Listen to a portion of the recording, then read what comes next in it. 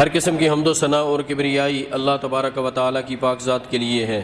بے شمار درود و سلام محمد الرسول اللہ صلی اللہ علیہ وسلم پر کہ جن کی پیروی میں ہی ہماری دنیا کی اور آخرت کی کامیابی ہے۔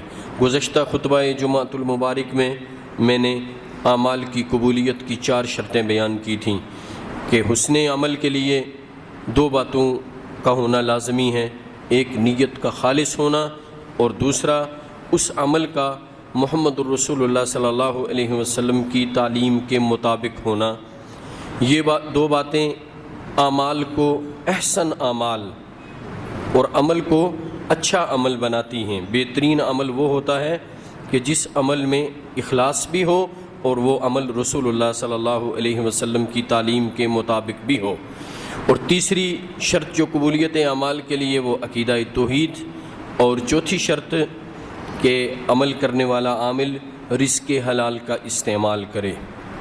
آج کی نشست میں اختصار سے اس بات پر کچھ گزارشات کروں گا کہ رمضان المبارک نیکیوں کا موسم بہار ہے، نیک اعمال کا مہینہ ہے، اور ہمیں بھرپور نیک اعمال کرنے چاہیے تاکہ نیک اعمال سے ہماری محبت پیدا ہو جائے، ہم نیک اعمال کے قریب ہو جائیں، نیک اعمال سے ہم مانوس ہو جائیں، اور باقی 11 مہینے بھی ہم نیک اعمال کرنے میں مستعدی کا مظاہرہ کریں، سستی اور غفلت کا شکار نہ ہوں۔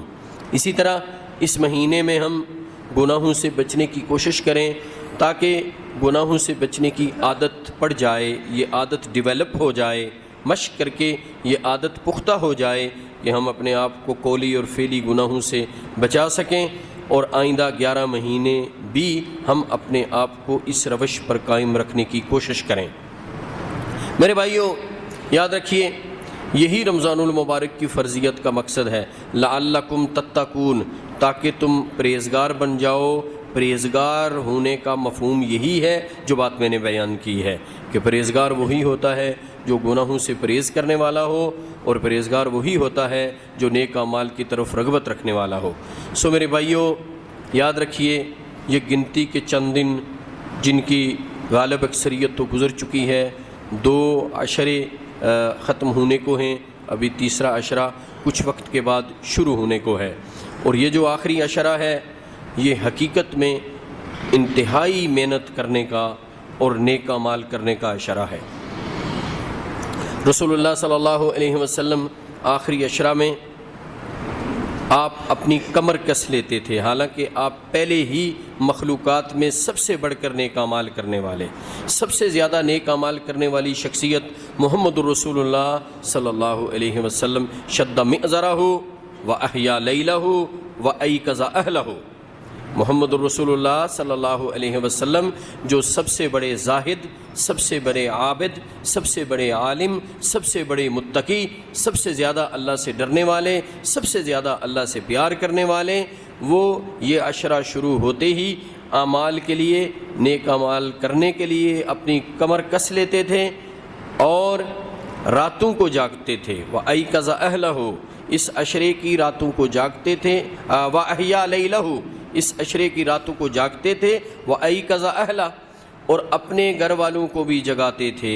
رسول اللہ صلی اللہ علیہ وسلم آخری عشرہ میں خود بھی جاگتے تھے اور اپنے گھر والوں کو بھی جگاتے تھے، یعنی راتوں کو سوتے نہیں تھے اور راتوں کو بہت زیادہ عبادت کیا کرتے تھے۔ اب ان ایام میں جو آخری 10 روز ہوتے ہیں، آخری 10 روزے، آخری عشرہ، ان میں 5 راتیں تو طاق راتیں ہیں، اور 1 طاق رات آج شام کو ہوگی، آج مغرب کے وقت سے پہلی طاق رات شروع ہو جائے گی۔ 5 طاق راتوں میں سے 1 رات لیلۃ القدر ہوتی ہے، 1 رات لیلۃ القدر ہوتی ہے۔ کسی کو نہیں معلوم وہ کون سی رات ہے، صرف میرے اللہ کو اس کا علم ہے۔ ہم نے ان 5 راتوں میں لیلۃ القدر کو تلاش کرنا ہے۔ اس کے کیا معنی ہے کہ 5 راتوں کو لیلۃ القدر سمجھ کے عبادت کرنی ہے، پوری طرح ہوشیار ہو کے، مستعدی سے الرٹ ہو کے اس وقت کا درست استعمال کرنا ہے۔ کیا پتہ آج ہی کی رات ہو اور ہم غافل ہوں، یہ رات گزر جائے، ہم محروم رہ جائیں۔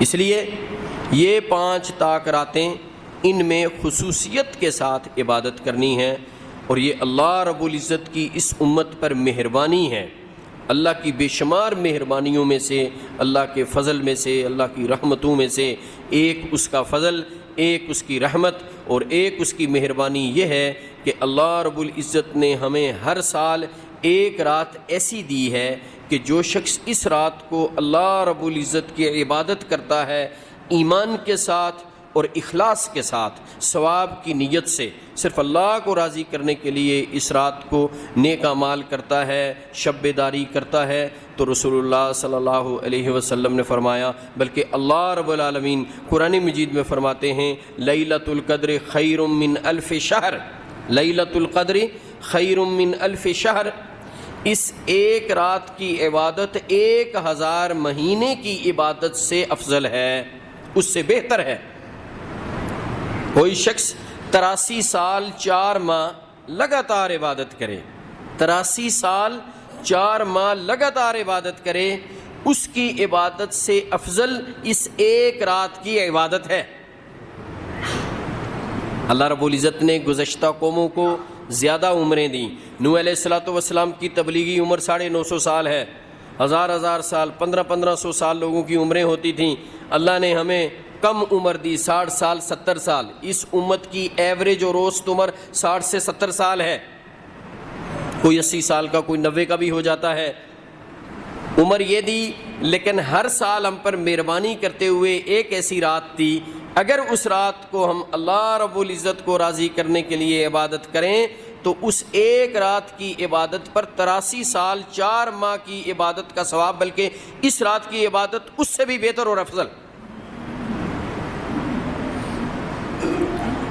لیکن یاد رکھیے، اگر جو شخص اللہ کی اس قدر مہربانی سے، اس قدر جو بندوں پر اللہ کی رحمت ہے اور ہم پر اللہ کا فضل ہے، اس نعمت کی قدر نہ کرے اور اس رات کو عبادت نہ کرے تو اس سے بدنصیب کوئی نہیں ہے۔ من حرمہا فقد حرم الخیر کلہ، جو اس ایک رات کی نعمت سے، اس ایک رات میں جو اللہ کی رحمتوں کا نزول ہوتا ہے، جو بندے پر اللہ کا فضل و کرم ہوتا ہے، اگر کوئی اس ایک رات میں اللہ کی اس رحمت سے محروم ہے اور اللہ رب العزت کی عبادت نہیں کر رہا تو فرمایا وہ ساری کی ساری خیر سے محروم ہے۔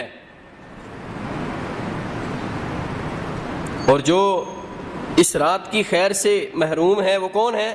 وہ ہے ہی محروم۔ اس رات کی خیر سے وہی استفادہ نہیں کر پاتا اور خیر حاصل نہیں کر پاتا، اور جو رحمتوں کا نزول ہے اور جو اللہ کی مہربانیاں ہیں اور جو اللہ پر بندوں کا فضل ہے اور جو اس رات میں عبادت سے بندہ مقام حاصل کرتا ہے، انعامات حاصل کرتا ہے، اس سے محروم ہی رہ جاتا ہے، بدنصیب ہی رہ جاتا ہے۔ وَمَن يُحْرِمْهَا الْخَيْرَ إِلَّا محروم، سوائے محروم کے کہ جو ہے ہی بدنصیب، جو ہے ہی بدنصیب، جس کے دل پر تالے لگے ہوئے ہیں، جو اللہ رب العزت کی رحمت سے دور ہے، وہی اس رات کو عبادت نہیں کر پاتا۔ یاد رکھیے وہ بڑا بدنصیب ہے جو اس قدر مہربانی کے فضل سے فائدہ نہ اٹھائے۔ سو میرے بھائیوں، آخری عشرے میں ان 5 طاق راتوں میں ایک رات کو تلاش کرنا ہے، اور وہ تلاش کیسے کریں گے کہ 5 راتوں کو لیلۃ القدر سمجھ کے عبادت کریں گے تو کوئی ایک لیلۃ القدر ہوگی اور انشاءاللہ ہمیں ثواب مل جائے گا۔ ایک اہم بات کا تذکرہ کرتا چلوں، جیسے بارہا میں گزارش کیا کرتا ہوں کہ رات مغرب سے شروع ہوتی ہے اور طلوع فجر تک رہتی ہے۔ رات کب شروع ہوتی ہے؟ جب آپ کی مغرب کی اذان ہوتی ہے، آپ روزہ افطار کرتے ہیں، اس کے بعد رات کا وقت شروع ہو جاتا ہے، اور یہ وقت کب تک رہتا ہے؟ جب سحری کے وقت اذان ہوتی ہے، آپ اپنا روزہ بند کرتے ہیں، تب تک یہ وقت ہے، اس کو کہتے ہیں رات۔ اب آپ نے اس پورے وقت کو استعمال کرنا ہے۔ ہمارے ہاں ایک رواج بھی ہے اور ایک شاید شیطان کی طرف سے اشکال بھی ہے کہ لوگ مغرب کے بعد بیٹھے رہتے ہیں، گپ شپ کرتے ہیں، عشاء کے بعد بھی پرواہ نہیں کرتے، ادھر ادھر بھاگ رہے ہیں، اپنے کام کر رہے ہیں، جی آخری پیر میں نا آخری گھنٹہ لگائیں گے یا قیام اللیل میں چلے جائیں گے، 1 بجے جا کے عبادت کر لیں گے۔ اللہ کے بندو، رات تو مغرب سے شروع ہو گئی ہے، کیا رات کا نام وہ آخری 2 گھنٹے ہیں؟ ہاں، آخری 2 گھنٹے میں کی گئی عبادت زیادہ افضل ہے، آخری پیر میں کی گئی عبادت زیادہ افضل ہے، لیکن پہلے وقت کو آپ کس بنیاد پر ضائع کر رہے ہیں؟ آخری وقت میں آپ کو کوئی ایمرجنسی ہو جائے تب کیا کریں گے؟ پہلے وقت کو استعمال نہیں کیا، آرام سے بیٹھے رہے، وقت ضائع کیا، کوئی ایمرجنسی ہو گئی، کسی کا ایکسیڈنٹ ہو گیا، کوئی آپ کا عزیز ہاسپٹل آ گیا، ایسے نہ ہو، کسی کی ڈیتھ ہو گئی، آپ کے گھر میں کسی کو کوئی پرابلم ہو گئی، آپ کو کوئی تکلیف ہو گئی، اب وہ عبادت وہیں رہی، آپ ادھر بھاگنا شروع ہو گئے، تو وہ جو پہلے وقت ضائع کیا ہے، اگر پہلے وقت میں عبادت کی ہوتی تو اب تسلی سے آپ ادھر چلے جاتے اور کم از کم زبان سے تو عبادت کرتے رہتے۔ اب ہاسپٹل میں کھڑے آپ قیام تو نہیں کر سکتے نا، آپ تلاوت تو نہیں کر سکتے، لیکن زبان سے تو اذکار کر کے استغفار تو کر سکتے ہیں نا۔ اگر پہلے آپ نے عبادت کر لی ہے، اس کا مطلب آپ نے کچھ نہ کچھ اس رات میں تو حاصل کر لیا ہے۔ سو رات مغرب سے شروع ہوتی ہے اور یہ طلوع فجر تک رہتی ہے۔ سو میرے بھائیوں، یہ سارا وقت بڑا قیمتی ہے، جفت راتوں کا وقت بھی قیمتی ہے اور طاق راتوں کی تو خصوصی اہمیت ہے، اس لیے کہ ان میں ایک رات لیلۃ القدر ہے، اور یہ وہی رات ہے کہ جس میں ہر طرح کے فیصلے ہوتے ہیں۔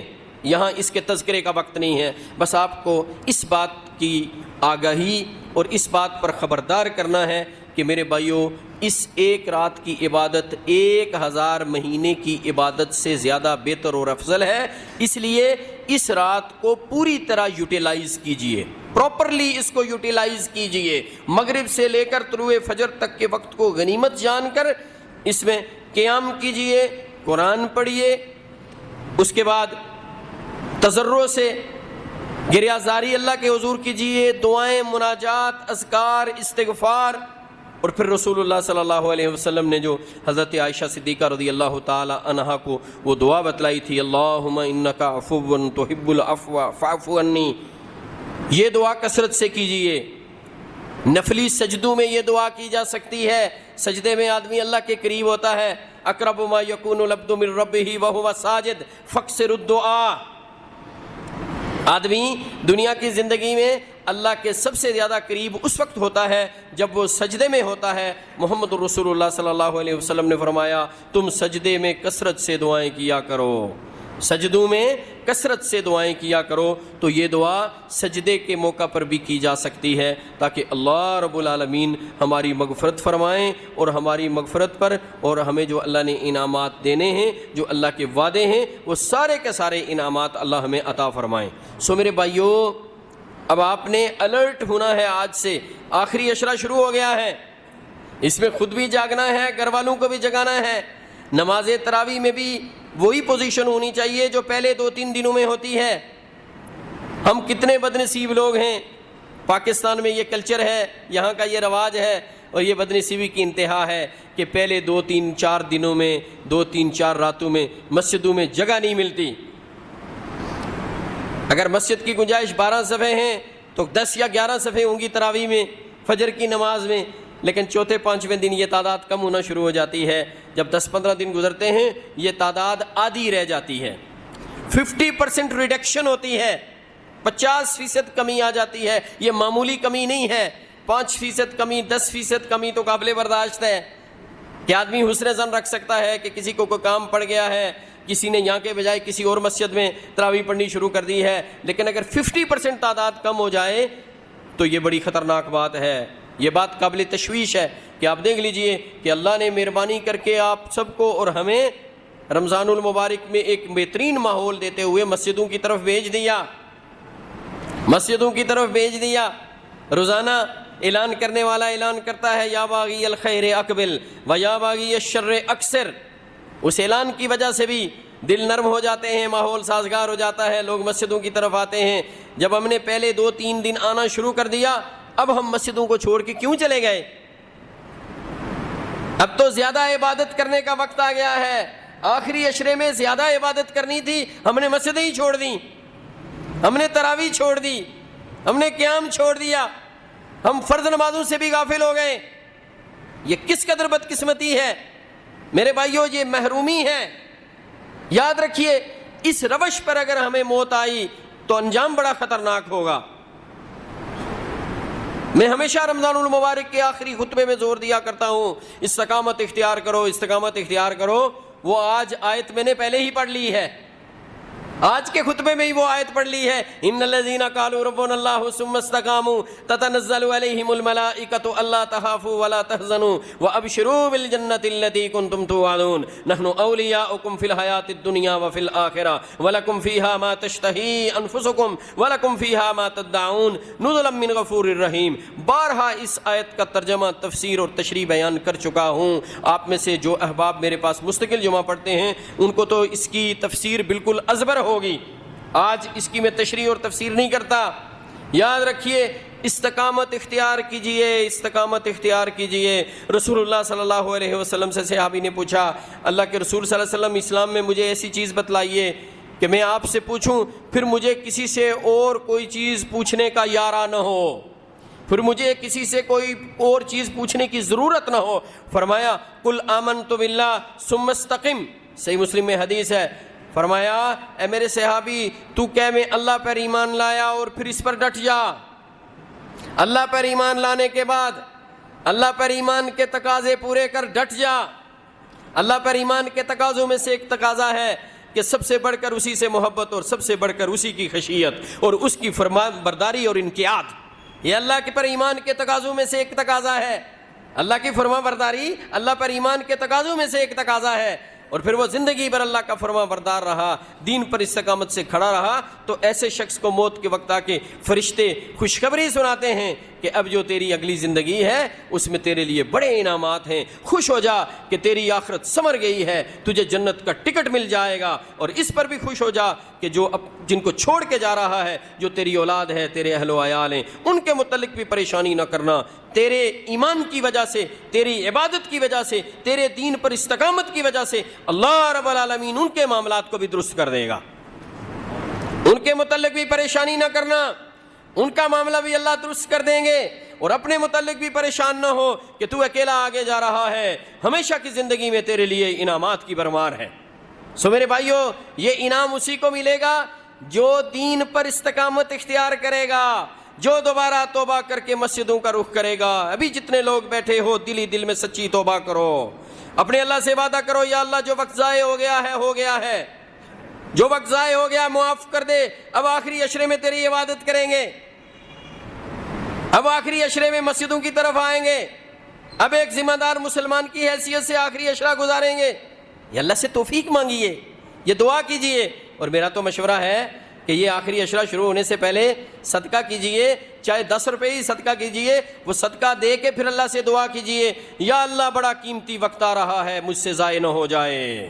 اے اللہ بڑی گولڈن اپورچونٹی میری زندگی میں آئی ہے, بڑا بہترین چانس آیا ہے, میں صحت میں ہوں, میں عافیت میں ہوں, اور میری زندگی میں آخری عشرہ آنے والا ہے. یا اللہ مجھ سے عبادت ہو جائے, اے اللہ مجھ سے اخلاص والے اعمال ہو جائیں, مجھ سے بہترین اعمال ہو جائیں. صدقہ کر کے اس پر دعا کرو تاکہ اللہ خوش ہو جائے, اللہ مجھے اور آپ کو توفیق دیں. یہ اللہ کی توفیق سے ہی ممکن ہے. جو اندر آ گیا ہے وہ اللہ کی توفیق سے آیا ہے, جو اندر نہیں آیا اس کو توفیق نہیں ملی, وہ باہر ہی گھوم رہا ہے, وہ میرے رب کی توفیق کے بغیر اندر نہیں آ سکتا. سو یاد رکھیے, یہ اللہ سے توفیق مانگا کیجئے.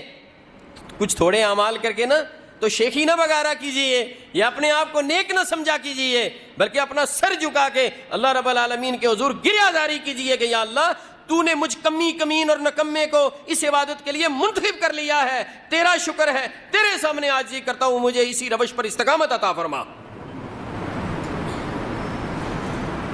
سو میرے بھائیوں, اس آخری عشرے میں بھرپور عبادت کیجیے, بھرپور عبادت کیجیے. دوبارہ مسجدوں کی طرف آئیے, قرآن مجید سے تعلق قائم کیجیے. اور جو لوگ بیچارے اسکول جانے والے ہیں, بچے ہمارے اسکولوں میں جاتے ہیں, ان کے پیپرز ہیں, کیا سچی بات ہے کہ کس قدر مسلمان غافل ہیں. اور دین سے دور ہیں کہ بھائی رمضان المبارک میں پہلے 8 بجے سکول لگتے تھے، رمضان المبارک میں انہوں نے 7:30 کر دیے۔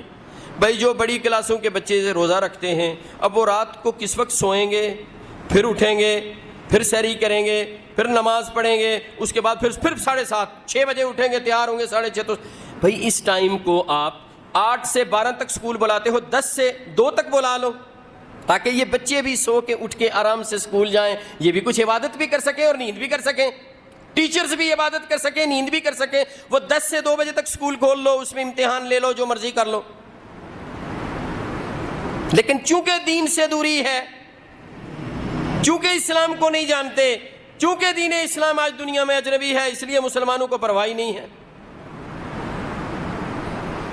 کسی کو کوئی پرواہ نہیں۔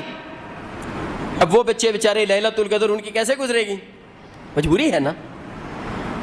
جو ٹیچرز ہیں، جو صبح سویرے دفتروں کو جانے والے ہیں، اب ان کے لیے کتنی پریشانی ہوگی آخری عشرے میں۔